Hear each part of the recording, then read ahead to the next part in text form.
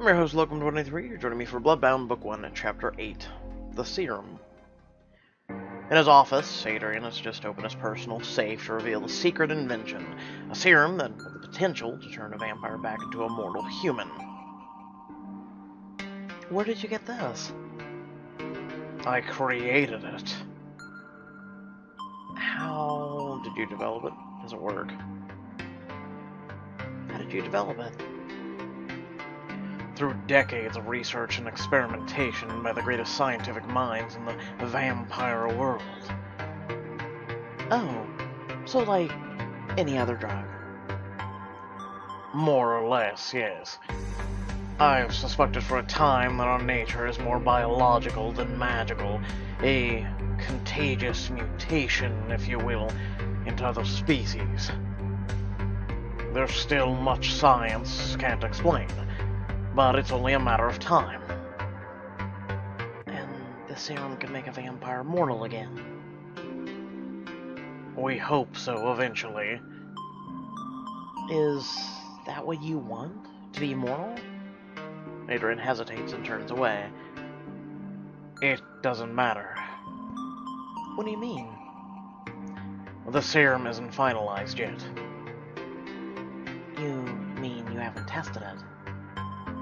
No, I have. I, actually, was the first vampire to test it out. It doesn't seem to affect most of the aspects of vampirism. The strength, healing, hunger, all those remained. Though it does have an immediate, if not temporary, effect on my photosynthesivity. Meaning it can walk in the sun for a few minutes. He turns the injector over in his hands. This lets vampires walk in the sun. Seriously? For about 4 hours, anyway. Then it wears off and the vampire's back where he started. Let me guess, it's gonna be a diamond choice. Would you like to go walk for Adrian? Except he's exhausted, depleted, and in desperate need of feeding. Did you really consider being human again? Adrian sighs loftily and gazes off into the distance, his thoughts unreadable. Yes. But you'd give up so much. I mean, eternal life. There's only so much life a person needs. I mean, not really. If I could live like a vampire, I would. He straightens up and smiles. But then, of course, I remember my commitment to helping people, my dream of a better world, and my responsibilities on the council, my duties to my clan. So yes, I consider all possibilities, which doesn't mean I'm committed to any. He turns the injection device over in his hands thoughtfully. This is fascinating and all, but why are you showing it to me right now? Because I'd like to take a walk around the city today, and I'd love to have your company. Called it. I'm just too good at this shit. Pixelberry took 2 whole chapters to line this sucker out. Oh, okay, sure. I'd be happy to. Think of it as your contribution to our scientific testing process. Are you sure, Adrian? Because imagine if someone laced it and killed you, dude. Yeah, see, I don't like using drugs unless it's a must-have. Adrian laughs, giddier than you've ever seen him. He holds the device up and switches it on, removing the safety cap. The needle, thick, sharp, glints in the light. That looks painful. It is. Adrian pulls his collar down and presses the needle into the side of his neck. Winds, but he looks calm as ever. It beeps, and you see the plunger descend as the orange serum disappears into his veins. He slides the needle out of his neck, puts the empty device back in the box, and seals it in the safe. The wall slides shut after it, and the security panel disappears. That looks very secure. For an empty vial, no less. I can't be too cautious. This serum has the potential to change the face of the world. In many ways, it's the single most important technology this company has ever created. Whoa. Who else knows about it? That's actually a good question. A few of my most trusted inner circle. Camilo, Nicole, Jameson, the scientist I worked with. I don't trust Nicole, dude. I don't know why you do either. And me. And you. Now then, where do we begin? Well, figuring we have 4 hours, wanna go grab a coffee? Oh, why not? You and Adrian walk out of the doors of Raines Court building into the rising dawn. The streets are peaceful, the traffic minimal. The sun is so low it creates black-lit halos on the trees. You can hear the birds starting to wake up. Adrian stops, basking in the golden sun, warming his face. Closes his eyes, takes a deep breath. That's something I've missed. I bet. He sets off purposely down the street. You hurry after him, pacing through the city as he provides historical context to everything. And here, there used to be an actual wall, the northern border of the Dutch colony New Amsterdam. That's why they call it Wall Street. The fact that you remember all of this is incredible. Not really. I mean, he's been alive for 200 years-ish. Correct me if I'm wrong. Just over there at the corner of William Street is where the Bank of New York was, started by Alexander Hamilton. Wait, were you here for that? You knew him? Hamilton? We spoke a few times. Interesting man, bit obnoxious, honestly, but if you wanted to get into finance at that time, he was the man to talk to. So, you didn't throw away your shot? I don't follow. Never mind. Did you know any of the other founding fathers? I knew Washington, a good leader, best horseman I've ever met, and an excellent dancer. I did some business for him after I turned, which is around this area I started to try and really transform. Wow, what kind of business? I provided some assistance that let his army fight on more of a level battlefield. Time out. You're telling me George Washington won the Revolutionary War with the help of vampires? And then I'm sitting here going, well, if you watch Sleepy Hollow, it's really not that far-fetched. And I'm talking about the more modernized, where Ichabod Crane is in the 21st century and has to fight like golems and all that crap. Technically, yes. I'm sorry, that's just... what? Having trouble with the idea? It's just... How does no one know about you? Like, how are you not in the history books? History is just a series of stories told over and over again. Those who have the power to tell those stories write history. It's true. It's easy enough to change the books to hide a detail or two to tell the stories people really want to hear. Kinda like the Bible. Okay, don't hate me if you're religious, but yeah, let's be honest. How many times has the Bible been really changed? Okay? Find me an original copy of the Bible, and God is actually a prick. The way he should be, because he's a divine entity that rules all, makes all, and does all. I'm just saying. The world is changing, though. It's becoming harder and harder to control the narratives.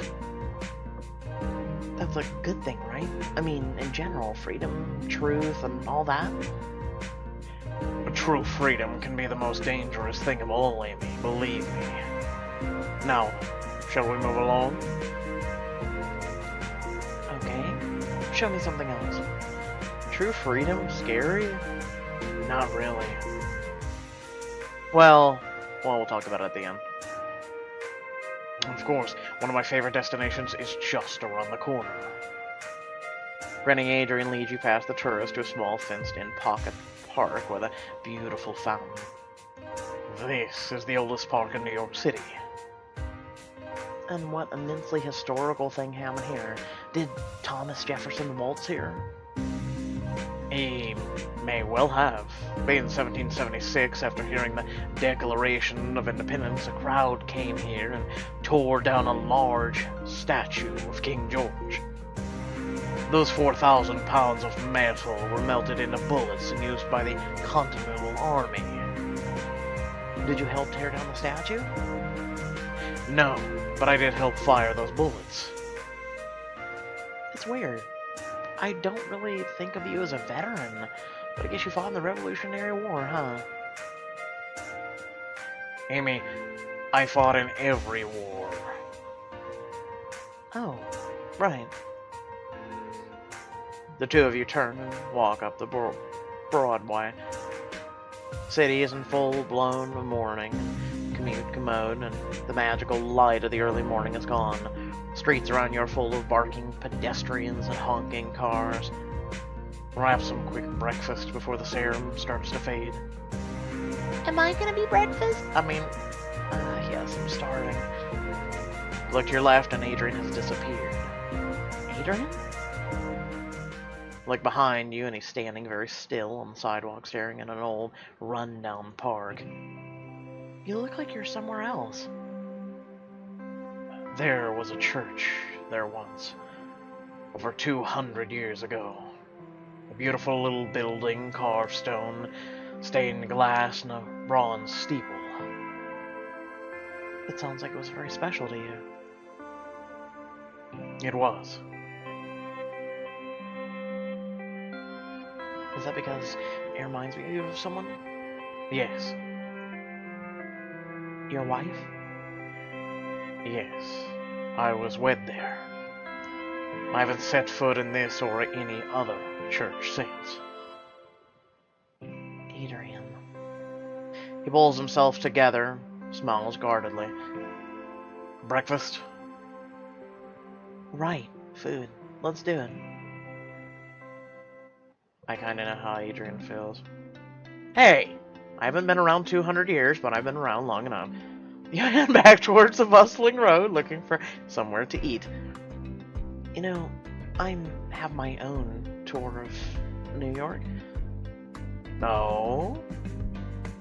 Spoiler alert, it's a tour of all my favorite places in the city. It's not as historical as yours, and probably not as fancy, but it's a whole lot of fun. It's been so long since I've stepped out of my own world. Stepping into yours for a while sounds quite nice. This is a chance to spend the day with Adrian and get closer to him. Because I'm late today, I figured I'd make it up to some of you. So, and as a all-time fan favorite, for you who watch me and are loyal to my content and my channel, have fun. I can't wait to see what you have in store. Trust me, once I'm through with you, you'll never look at the Big Apple the same way again. So where are we headed? First stop, my favorite breakfast spot. When I first moved here, it was literally the only thing I could afford. Head north of Broadway and turn right on a tiny street when you pull in through a door. And what is essentially a long broom closet masquerading as a diner with a handful of stools and a single cook. You hop into two stools as their former occupants, two large construction workers, depart. Hey, Juan. Cook winks at you. I don't see a menu here. They're literally all across there. I'm serious. There isn't one, really. Trust Juan is the menu. Or Juan. I know someone's gonna go. Just, nope, don't do it. Don't do it. Don't correct me. Juan slings two plates in front of you, piled high with greasy eggs, bacon, and hash browns. I'm not kidding. This is like $2 each. You want coffee? It's a quarter extra. Oh my god, please? Let's live a little. Hey, Juan, coffee too? Slides 2 empty plastic mugs down the counter. Adrian frowns. DIY. Keeps the prices low. You walk over to the coffee urn and at the end of the counter, pour 2 cups. I don't think I've ever had a meal for less than $3 since the 50s at least. No shit, right? I mean, if you do the dollar menu at some, like, restaurant or something, but it tastes like that. Adrian eyes his plate a little suspiciously, then takes a bite.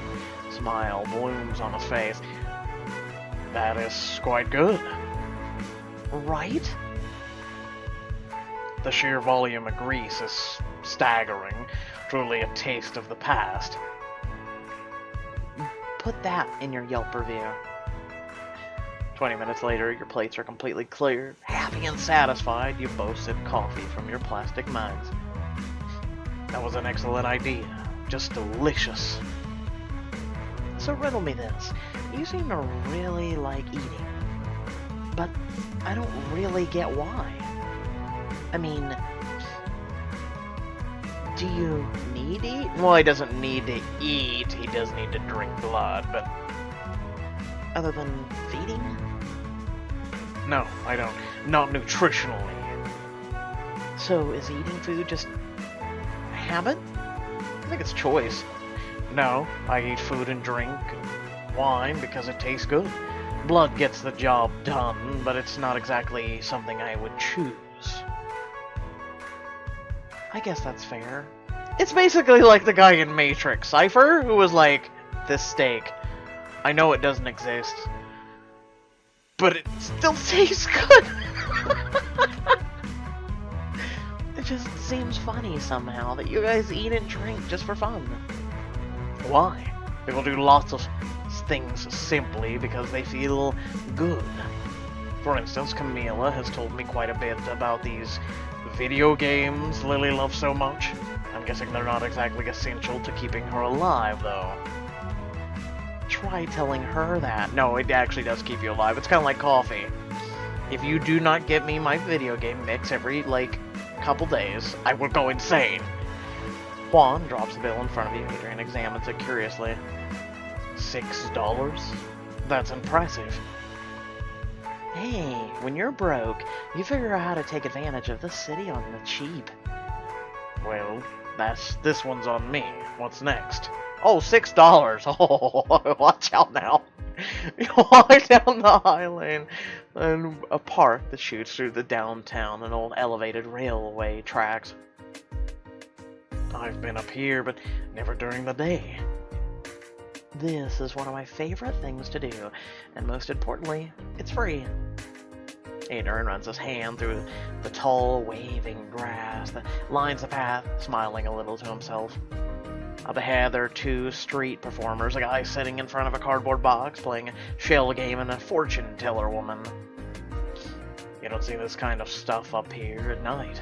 Just muggers, mostly. Same thing, really. They all just want to take your money. Haha, let's see about that. Which should we try? Oh, come on! I want to do both! Let's go with the fortune teller, why not? You walk over to the woman with the neon orange hair and a sign that says, Fortune's $5! I'd love a reading. Wonderful. Sit, please. Adrian sits on the bench next to her. Nothing happens. Are you reading his aura? No, I'm waiting for him to pay me. Of course. He hands her a $5 bill, and she pockets it, folds his hand between both of hers, and closes her eyes. When nothing happens, Adrian looks at you, and you both shrug simultaneously. Shh. We didn't say anything. Shh. You were thinking.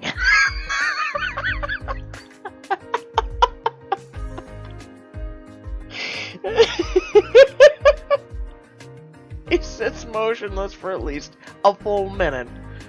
Woman, you're just... Am I paying for my time? $5 a minute. When she finally talks, her eyes remain closed and her voice sounds different, smaller, further away. You've lived a long time. You are wise beyond your appearance. But something is stuck in you. Something you cannot help but repeat over and over. There is darkness that you must overcome before you can move forward. There is something. Please insert $5 more. Suddenly she opens her eyes wide and stares at Adrian. She drops his hands. What? What is it?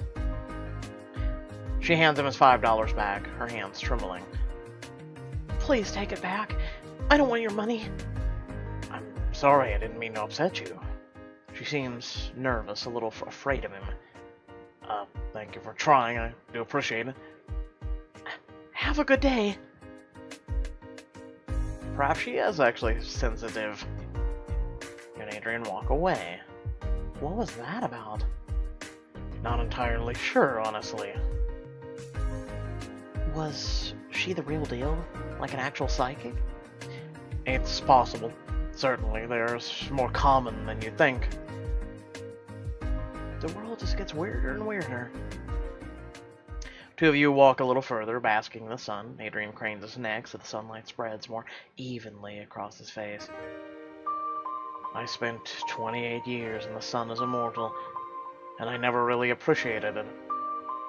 But after nearly 3 centuries in the shadows, it feels incredible, divine.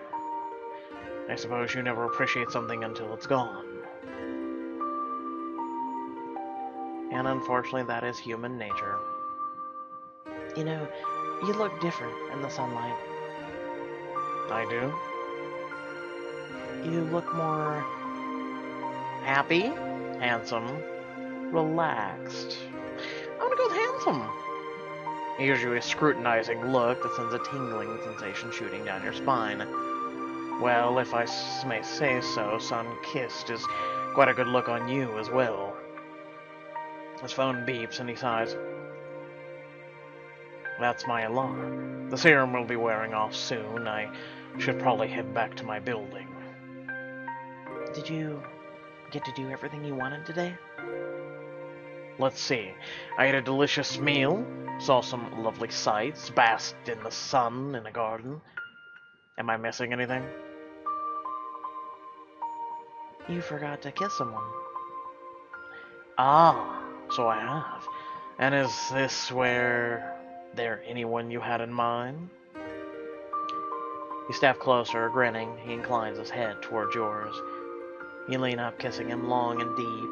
He wraps his arms around you, holding you close.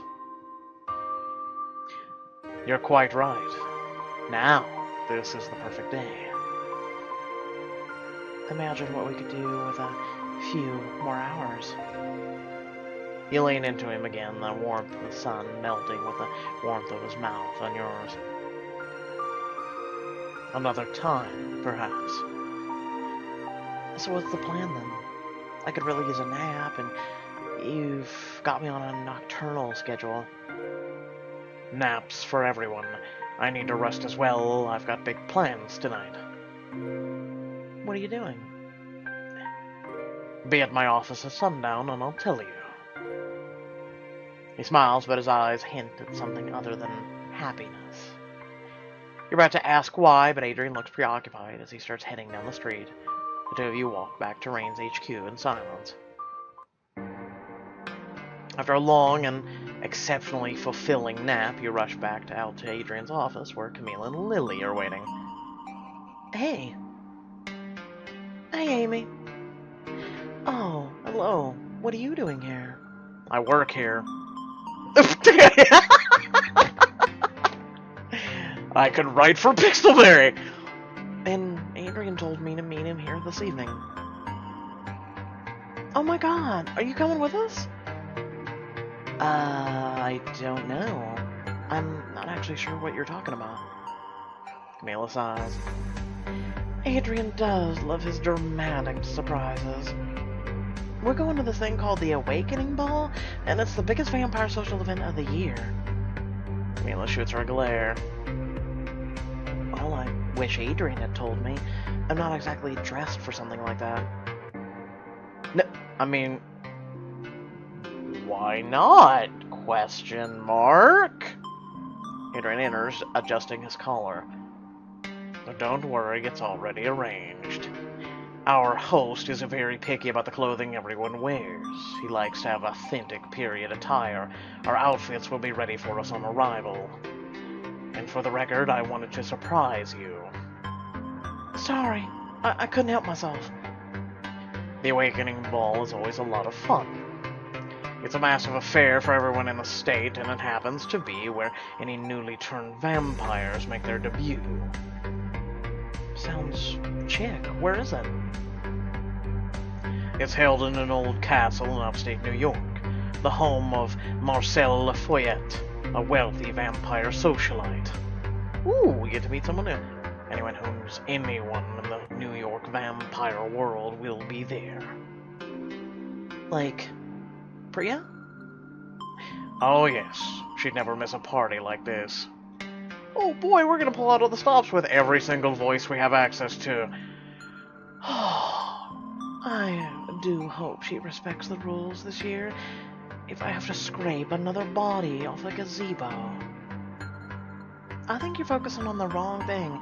This is an awesome vampire ball. Think about it. Fancy gowns, decadent cakes, spooky ghosts. There will not be spooky ghosts. Friendly ghosts? Funny ghosts? Sexy ghosts? Was she this tiresome as a human? Unfortunately, yes.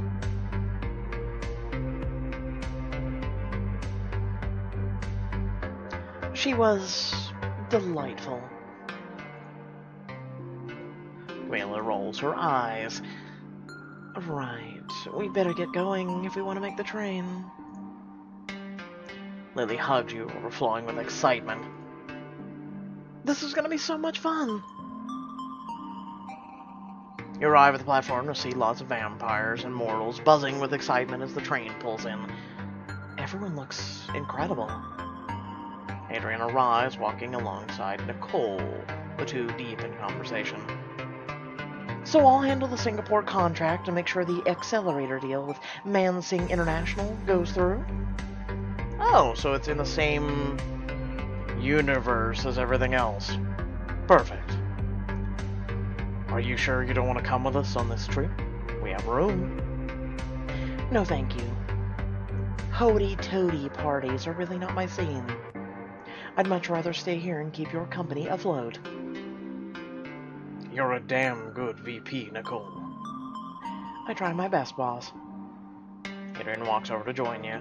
The first few train cars are extravagant, perfectly preserved vintage cars, while the latter ones are more plain-looking and weathered. So, what's with the train? VIP cars and coach. I hope we get the nice ones. The nice ones are reserved for vampires. Mortals ride in the plain ones. Oh cool, I get to be alone! Yay. Oh, what? That's so lame. Amy has to come with us. Apologies, Amy. I'm afraid it's tradition. If you insist, you'll be able to ride the VIP car with Adrian, Lily, and Camila. You'll drink, talk, and you might even get a chance to coerce Adrian and Camila into a friendly game of truth and dare. Oh! Ooh! Really?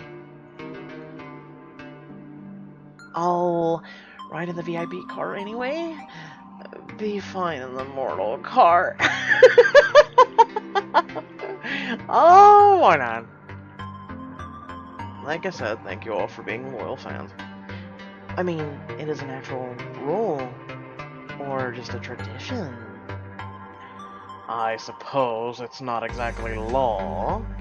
Okay, you can come. But if anyone asks, you just got lost. What the? Really? Absolutely. I think Amy has become a bad influence on you, Adrian.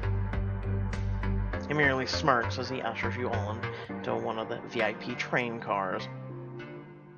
Hey, he might need a snack. Whoa. The interior of the car is meticulously restored, 18th century statehouse room. You sit down on a red velvet banquet and look around. This is incredible. Yes, it's quite traditional. The ball train. She pulls out a bottle of nice champagne. And this is a traditional #1. She pours each of you a drink, and you all toast. It's light and flavorful, perfect for sipping on a long train ride. The four of you settle into a booth and drink for a while as the train rolls slowly through the foliage of the Hudson Valley. After about a half an hour... Guys, are we there yet? I'm bored. You're drunk. Yeah, totally. And also bored. Let's play a game. I brought a deck of cards. We could play gin rummy. Gin rummy wasn't fun in 1909, and it's not fun now. What about truth or dare? Let's go back to the gin idea.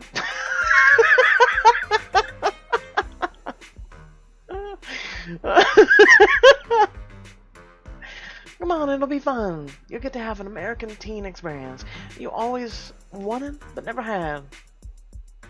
I played a lot of Truth or Dare when I was younger. It's fun. Lily always wants to play Truth or Dare when she's drunk. Name one other game that combines learning people's secrets and making out with them. Adrian smiles and loosens his collar. Why not? What better way to get into the party mood? Fine, but no one dares for me. I won't swallow a sword or strangle a deer with my bare hands or whatever it is you make people do. I don't think that's ever been a thing. I don't think, unless, like, you're one of those, like, circus people that swallow swords, I don't think that's a thing. I feel like you're very confused on the concept of the word dare. Alright, I'm in if everyone else is. You look nervous. Are you, Amy? Me? Truth or Dare with two vampires. Incredibly nervous. I've played this with you before. You're a total wild card. Don't worry, I'll go gentle-ish. I'm actually gonna ask the first question to Camila. Truth or dare? Truth. Always the truth. Am I your favorite protege of all time?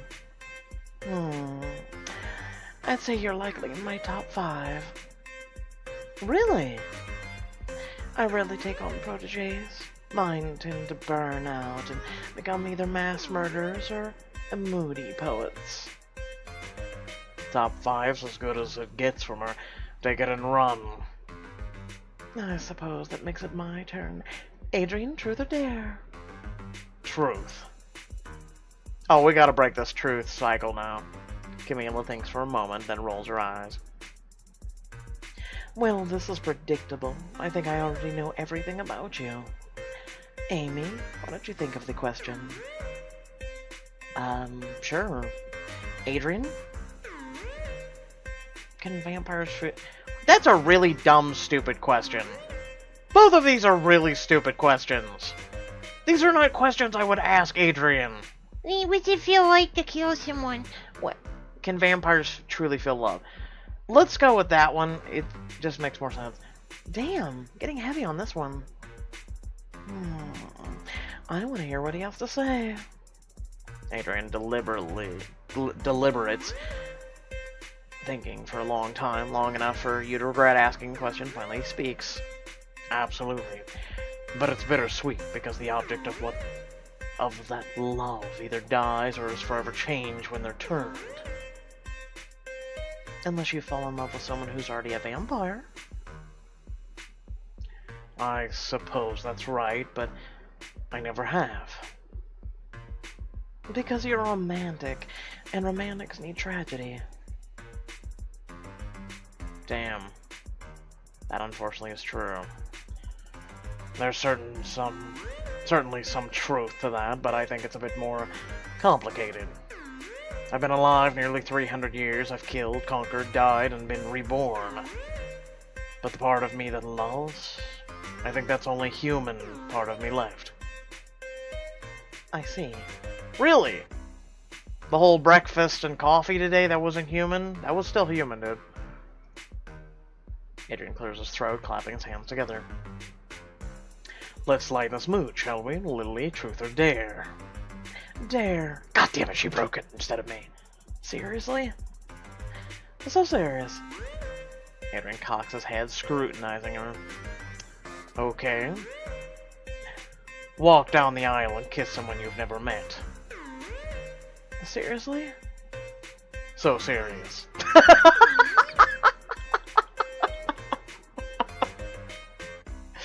Okay, alright. Adrian knows how to play this game. With a shrug, Lily saunters down the aisle of the train car, surveying the prospects.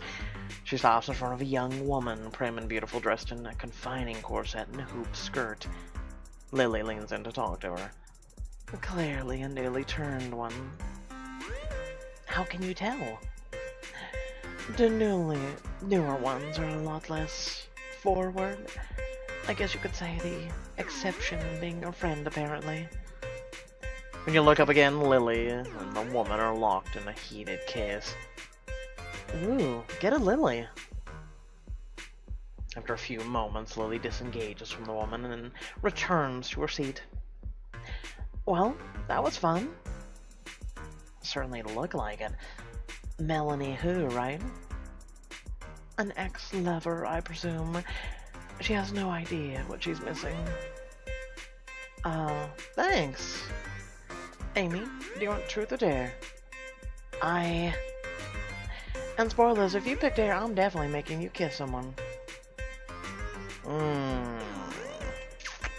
If that's the case, I guess I pick dare. Huh, which means you have to kiss someone on this train that you do know. Lil. You look from Adrian to Lily to Camila. Uh-oh.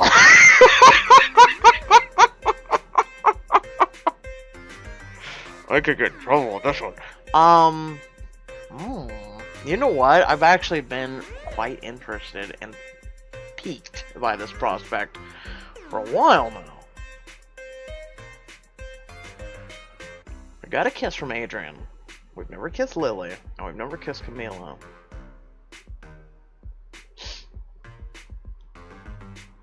But the... has nothing to do with me being a female MC either. This has actually been something I've been really piqued to do. And I've imagined it in my head, actually. Because she reminds me of the one vampire. I want to say... the one where Alea... R.I.P. by the way, was the vampire queen in the movie with Lestat, I believe. And she reminds me of her when I think of Camila. So, Camila, you take a tentative step towards Camila. She laughs as she realizes what you're doing. Oh, darling, you're very sweet, but no. Your face flushes. Oh, I didn't mean... I'm sorry, it's just a game. You don't understand. She puts a finger under your chin, making you meet her eyes. I devour you.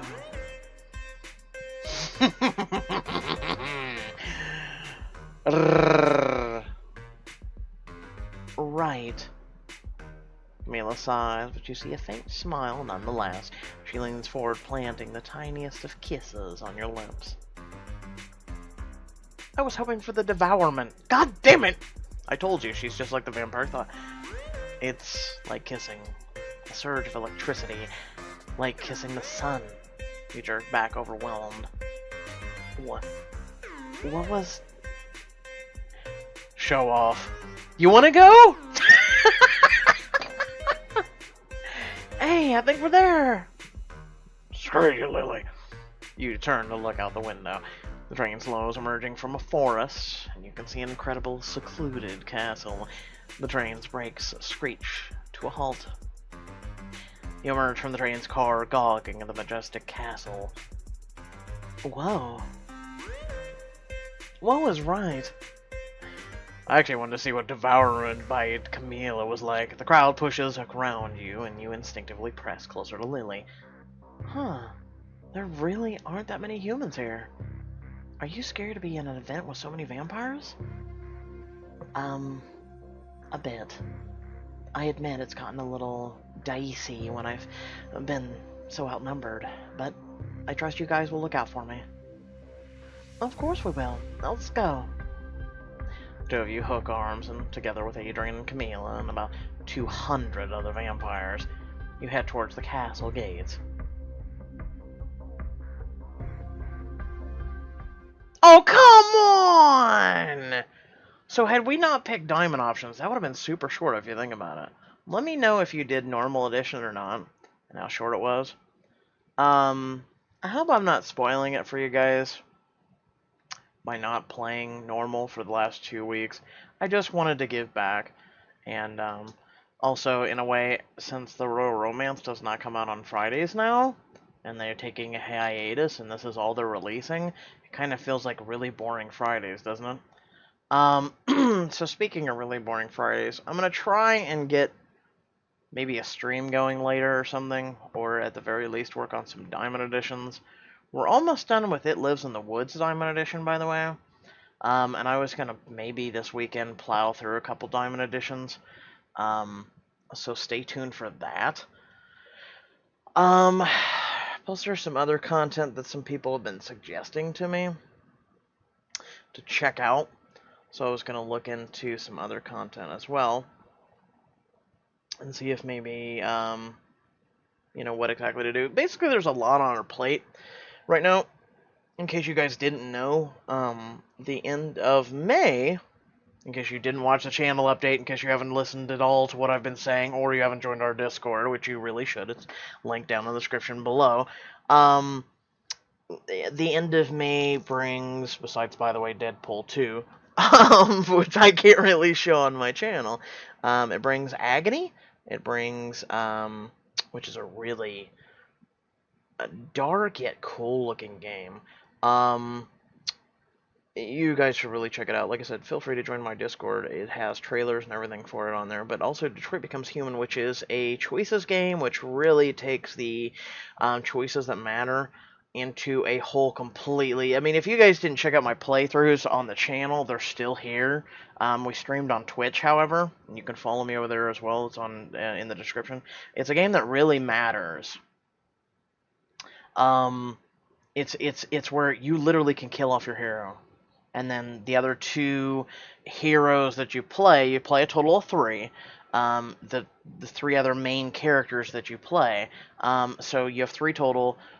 If one dies because you make a bad decision or because you wanted to make that decision, it actually greatly impacts the story and impacts the other 2 characters.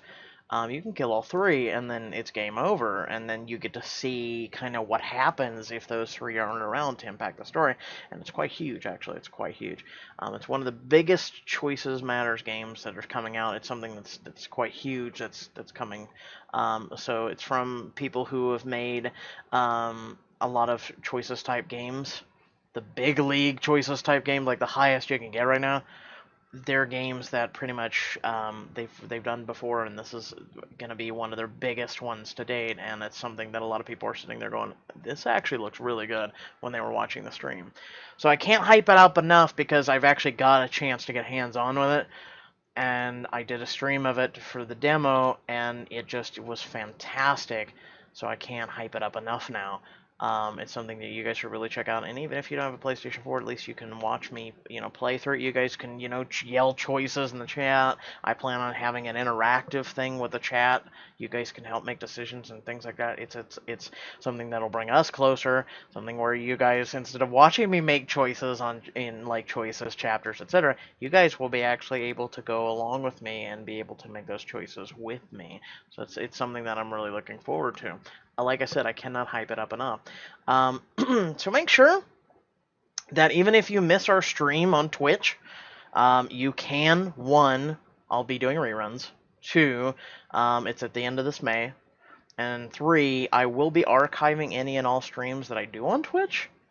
over to YouTube. So you'll still be able to watch it on here just in case you've got school or work or whatnot. You can watch it whenever you have a free moment. So with that being said, remember that if you are subscribed or planning to subscribe, make sure to hit that little bell icon so you'll receive notifications of when things like that go live on our channel, because YouTube will dictate what you guys will and will not see due to their new algorithm if you do not hit that bell. That's how stupid YouTube is. They literally admitted that if you don't hit the bell, we're going to dictate whatever you want to see, and we may not actually show a channel ever again on your feed. That is how stupid YouTube has become. It used to be when you subscribed, you subscribed. Head down description below, links to social media, our Discord, and a few links to support me and my content. And without further ado, thank you all for watching, and I'll catch you all in the next video. Peace.